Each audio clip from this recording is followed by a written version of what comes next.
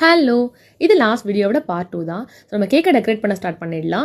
உள்ள happy birthday இமேஜை வச்சுட்டு அதை சுற்றி ஹார்ட் அண்ட் ஷேப்பில் ஒயிட் சாக்லேட்டை ரெட் கலரில் ரெடி பண்ணி வச்சிருக்கோம். ஸோ அதையும் ஃபிக்ஸ் பண்ணிடலாம். கிளைண்ட் வந்து இந்த கேக்கு அவங்களோட 20 இயர்ஸ் ஆஃப் ஃப்ரெண்ட்ஷிப்பை செலிப்ரேட் பண்ணுறாங்க. ஸோ அதுக்காகவும் ப்ளஸ் அவங்களோட one of the friend birthday. So அந்த விஷயமும் அதில் கவர் ஆயிருக்கணும்னு சொல்லியிருந்தாங்க. ஸோ அதனால உள்ள நம்ம இமேஜை பேஸ்ட் பண்ணிட்டோம். அண்ட் அந்த கேக் போர்டில் வந்து லவ் யூ அப்படின்ற வேர்டிங்கை கேட்டிருந்தாங்க. ஆல்ரெடி ஃபாண்டனில் ரெடி பண்ணி வச்சிருக்க வேர்டையும் ஃபிக்ஸ் பண்ணியாச்சு. நான் கேமராவை ஃப்ரண்ட்டில் ஆன் பண்ணியிருக்கேன். ஸோ அதனால உங்களுக்கு ஆப்போசிட்டில் தெரியுது.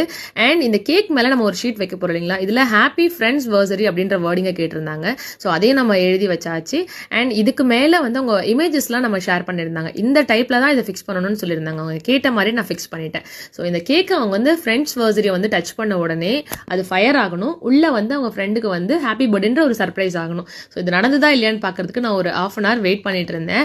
அண்ட் இந்த வீடியோ அவங்க ஷேர் பண்ண உடனே தான் ஹப்பாடா ஒரு வழியாக கேக் ஃபயர் ஆயிடுச்சு அப்படின்ற எனக்கு ஒரு நிம்மதியே வந்துச்சு.